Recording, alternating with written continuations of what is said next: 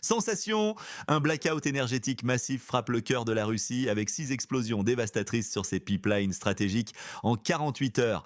Dans cette vidéo, vous découvrirez comment la Strana Peremen mène une campagne de strangulation énergétique sans précédent, paralysant la logistique militaire russe en profondeur. Nous révélerons les véritables enjeux économiques que même les banquiers de Poutine n'osent nommer et pourquoi le silence de Transneft en dit plus que 1000 mots. Préparez-vous à comprendre comment ces frappes chirurgicales bouleversent non seulement le front, mais aussi l'économie du pays agresseur, la poussant au bord du gouffre. Pourquoi le Kremlin refuse-t-il d'admettre la catastrophe alors que ses propres chiffres et experts hurlent à la récession imminente? Et comment ces attaques sur les infrastructures vitales sont-elles le prélude à un effondrement bien plus grand que Moscou ne pourra cacher? Ceci n'est pas qu'une guerre, c'est l'étouffement d'une économie entière. Dites-nous en commentaire d'où vous regardez cette vidéo cruciale. L'infrastructure énergétique russe sous le feu, une stratégie dévastatrice se dessine.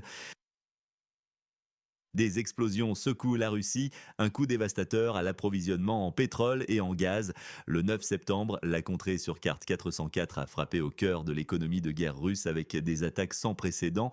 3 systèmes de pipeline majeurs ont été ciblés de manière coordonnée dans les régions de Penza et Saratov. À Penza, 4 explosions distinctes ont semé le chaos et l'incertitude. 2 pipelines essentiels, transportant un volume colossal de 2 millions de barils par jour, ont été immédiatement arrêtés, créant un choc logistique majeur. 2 autres infrastructures vitales ont subi des dommages significatifs, rendant leur utilisation incertaine. La logistique énergétique est sous pression comme jamais auparavant, exposant des vulnérabilités critiques. Plus au sud, près de Saratov, un oléoduc stratégique, le Kuibychev-Lysychansk, a été directement touché. Ce pipeline, capable de transporter un volume stupéfiant de 82 millions de tonnes par an, représente une artère vitale pour notre économie et est désormais coupé. Son interruption coupe directement l'approvisionnement essentiel de notre armée, mettant en péril les opérations sur le terrain et la logistique du front. Ces attaques ne sont pas des incidents isolés, elles s'inscrivent dans un schéma perturbant d'agressions ciblées. Elles font suite à la mise hors service récente d'une station de pompage de carburant près de Moscou, essentielle pour la distribution. Une autre station clé, située dans la région de Briansk, a également été neutralisée, révélant une stratégie de déstabilisation étendue. C'est une stratégie claire de la nation turbulente qui complète ses frappes sur les raffineries de pétrole, analyse Newsider, soulignant la cohérence des actions ennemies. La précision des frappes révèle une planification méticuleuse et une intention calculée. La cible est évidente, paralyser notre capacité logistique, militaire et économique. Ne manquez aucune analyse cruciale. Abonnez-vous dès maintenant à notre chaîne. Ceci n'est pas un simple incident, c'est une escalade calculée qui expose la vulnérabilité de nos lignes vitales et le niveau d'agression de notre voisin d'en face. Selon vous, ces frappes marquent-elles un tournant décisif dans le conflit actuel? Mais comment ces attaques s'inscrivent-elles dans une stratégie plus large et quelles en sont les cibles précises? La suite de notre analyse révélera les véritables enjeux de cette escalade, la stratégie d'étranglement, comment le conflit de la carte 404 vise le carburant russe. La nation sur la carte 404 paralyse la Russie. Le plan secret pour asphyxier la machine de guerre. Rejoignez notre communauté sur Telegram pour des informations exclusives que vous ne trouverez nulle part ailleurs. Le pays, sur la carte 404, a déployé une stratégie véritablement méthodique. Chaque frappe n'est pas aléatoire, elle s'inscrit dans un plan précis, un plan alarmant. L'objectif est limpide, d'une clarté glaçante. Il s'agit de couper impitoyablement les vivres énergétiques. Cela vise l'ensemble de l'armée russe et par extension, cela touche son économie de guerre tout entière. C'est une campagne d'étranglement sans précédent. Elle est minutieusement calculée. Le but, paralyser les opérations militaires, mais aussi, et c'est crucial, la résilience économique du pays. Car les cibles désignées sont doubles, elles sont choisies pour leur vulnérabilité stratégique. D'abord, les raffineries, ce sont des infrastructures gigantesques.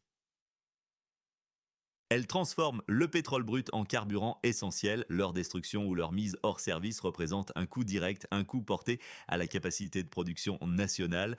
Ensuite, les pipelines, ce sont les artères vitales qui acheminent le carburant. Ils traversent l'immense territoire russe. Leur interruption entraverait gravement la distribution. Quelle que soit la production restante, elle ne pourrait pas atteindre sa destination. Il s'agit là d'une tentative systématique, d'une véritable suffocation énergétique. Elle est orchestrée avec une précision chirurgicale. Le but ultime est de perturber la logistique essentielle, la capacité de mouvement des troupes en dépend, la puissance de feu de l'artillerie également. La rotation des véhicules est intrinsèquement liée au carburant. Tout cela est en jeu. L'armée russe et son économie de guerre sont directement visées. Elles sont touchées dans leur fondement même.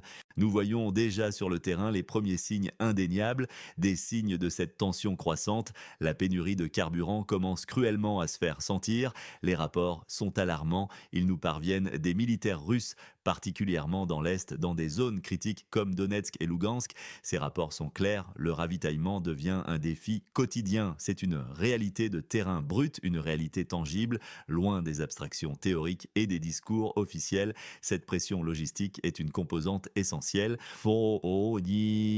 Elle est au cœur de la stratégie du conflit. La paralysie de la production de pétrole, renforcée par la paralysie de son transport, signifie l'interruption de toute la chaîne logistique d'approvisionnement sur laquelle repose non seulement la capacité de combat de l'armée russe, mais aussi la stabilité de base du pays agresseur en temps de guerre, a souligné l'analyse percutante de Newsider. Cette déclaration met en lumière l'ampleur titanesque de l'enjeu. C'est une guerre économique ouverte, elle est déclarée frontalement sur le front énergétique. Le conflit sur la carte 404 ne cherche pas seulement à gagner du terrain, il tente de couper méthodiquement le souffle de la Russie, d'affaiblir sa colonne vertébrale logistique et de saper sa résilience à long terme. La pression monte. Ses conséquences pourraient être profondes, elles iraient bien au-delà des seuls champs de bataille. Cette tactique brutale et insidieuse menace l'ensemble de la chaîne d'approvisionnement, créant une tension palpable. Selon vous, la Russie peut-elle réellement surmonter cette attaque frontale contre son approvisionnement énergétique? Et la ville de Donetsk elle-même a été la cible d'opérations particulièrement intenses. Quels ont été les dégâts et quelles technologies ont été utilisées? L'attaque de Donetsk, révélation amère sur nos défenses. Donetsk, sous le feu des frappes chirurgicales qui dévoilent les faiblesses russes. La ville de Donetsk, notre ancrage crucial, a été frappée encore. Des roquettes et des drones ont ciblé sans pitié des infrastructures essentielles. L'usine locale Topaz fut le point d'impact principal. Cette installation vitale pour le déploiement de notre personnel et de notre équipement militaire a subi une attaque dévastatrice. Au total, ce sont 6 impacts directs qui ont déchiré le complexe, infligeant des dégâts considérables. La scène est désolante, presque irréelle. Le bâtiment est en lambeaux, rapporte l'analyse de Newsider, cinglante de vérité. Il n'y a pratiquement plus un seul endroit intact après le raid d'hier, ajoute le rapport, soulignant l'ampleur de la destruction. Face à une telle précision, une question lancinante se pose. Comment notre défense aérienne a-t-elle pu échouer? Malgré un dispositif de protection échelonné conçu pour parer à de multiples menaces, les frappes sont passées. Le voisin occidental a manifestement perfectionné ses méthodes d'attaque, dont des drones leurres de type Polyanitsa ont été les probables architectes de cette ruse. Ces appareils, sophistiqués et discrets, ont pour mission de saturer nos radars et de tromper nos systèmes. Ils créent des cibles fantômes, ouvrant des brèches. C'est ainsi qu'ils ont pu dégager la voie pour des missiles de croisière bien plus puissants.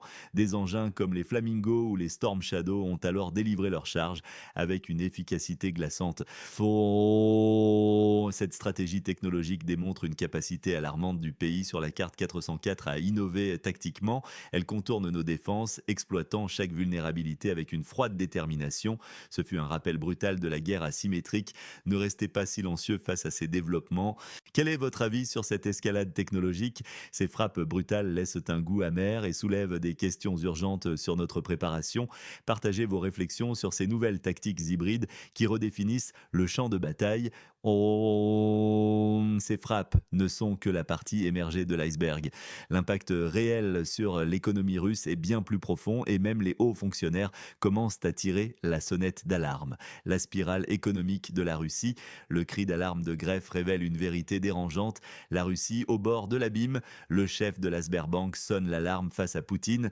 Hermann Greff, la figure de proue de la Sberbank, ne mâche plus ses mots. Ses déclarations, empreintes d'une rare franchise, résonnent comme un coup de semonce.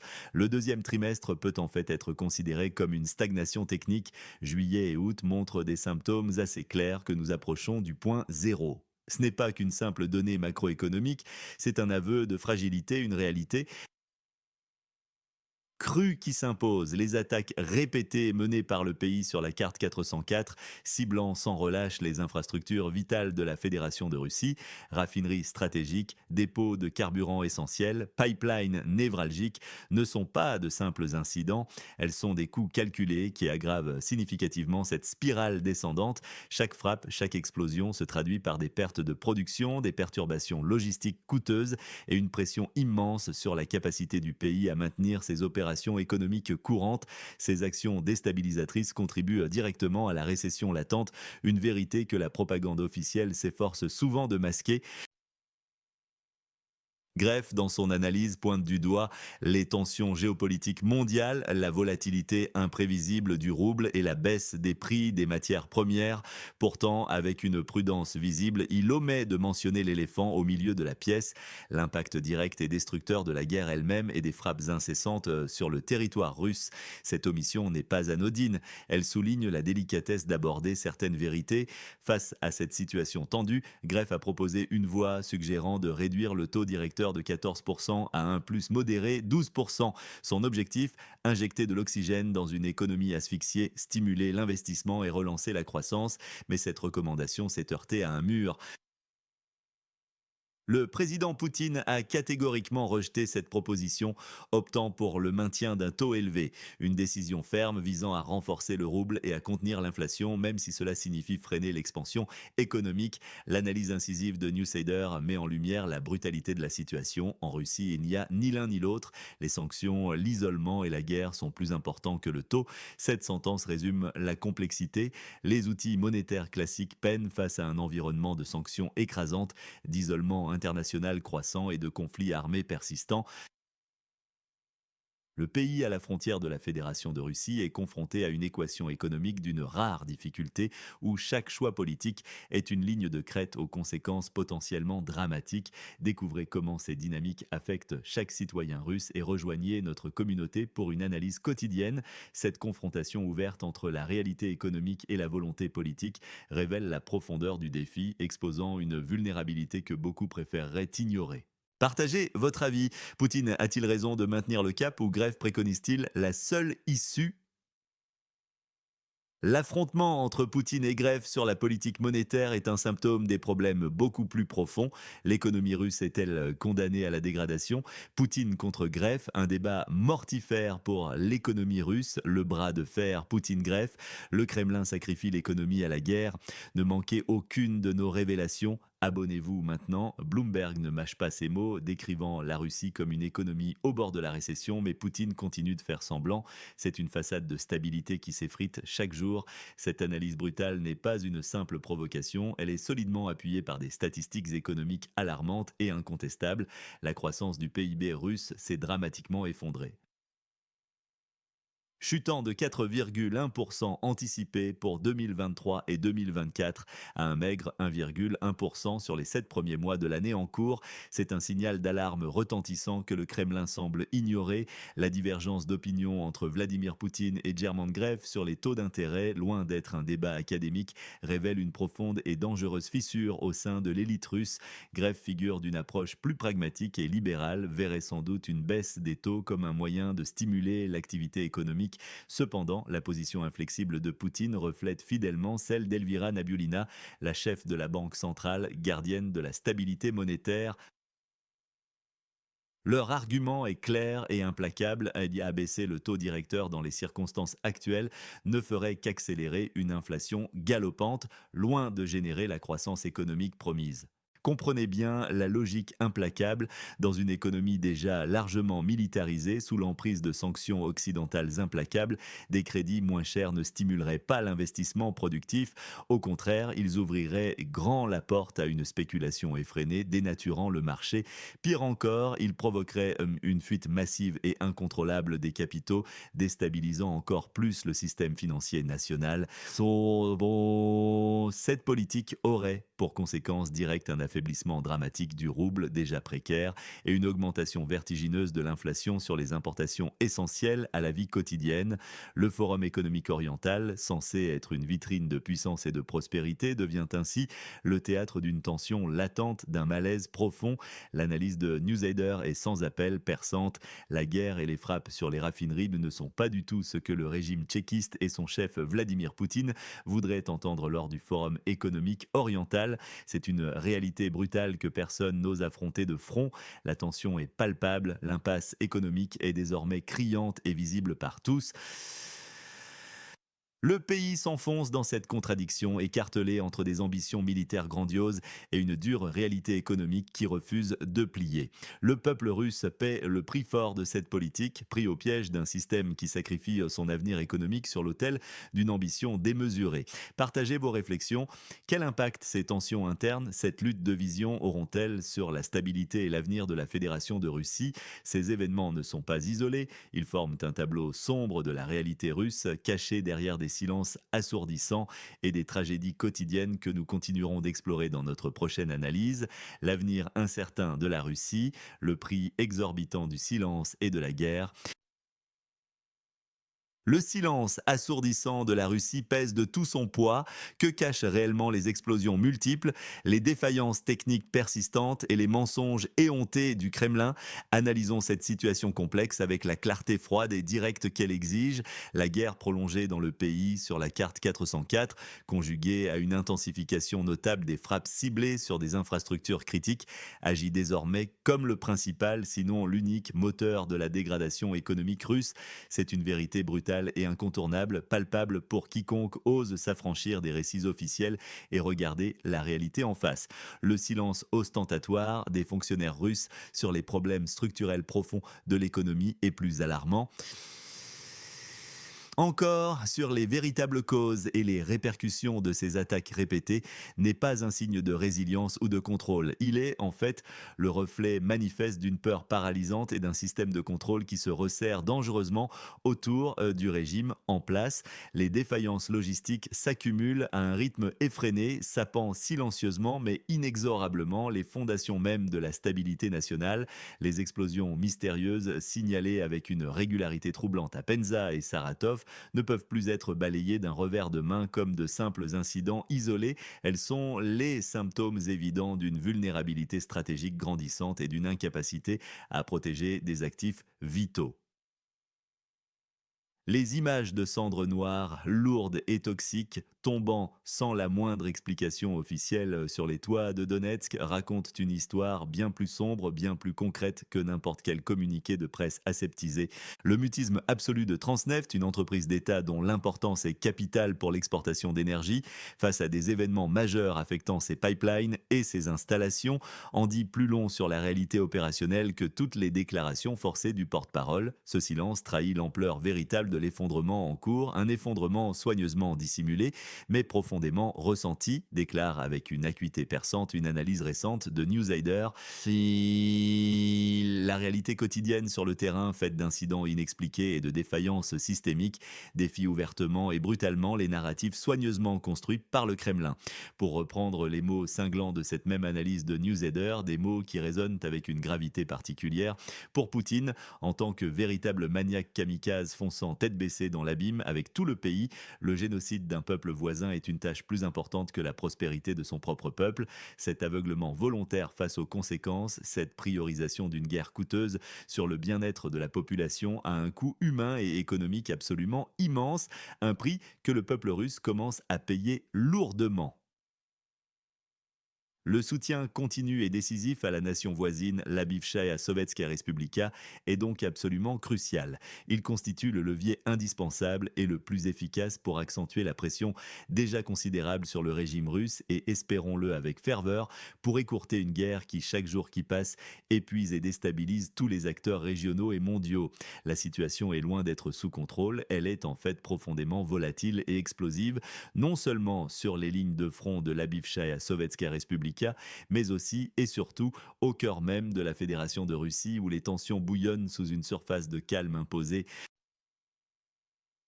Soutenez notre journalisme indépendant et nos enquêtes approfondies. Abonnez-vous à notre chaîne pour une perspective sans filtre. Cette façade de normalité artificiellement maintenue et soigneusement entretenue par le pouvoir se fissure désormais visiblement sous la pression implacable des événements, révélant une anxiété profonde et grandissante qui ronge la nation russe de l'intérieur, silencieusement mais avec une efficacité terrifiante. Partagez vos réflexions éclairées sur cette situation tendue et ce silence lourd de sens. Que signifie, selon vous, l'avenir de la Russie face à de telles épreuves et à cette opacité croissante?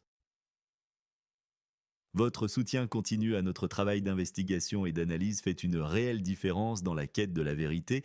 Restez connectés pour notre prochaine analyse exclusive et explosive qui explorera les coulisses insoupçonnées du pouvoir, les décisions secrètes et les jeux d'influence qui façonnent impitoyablement notre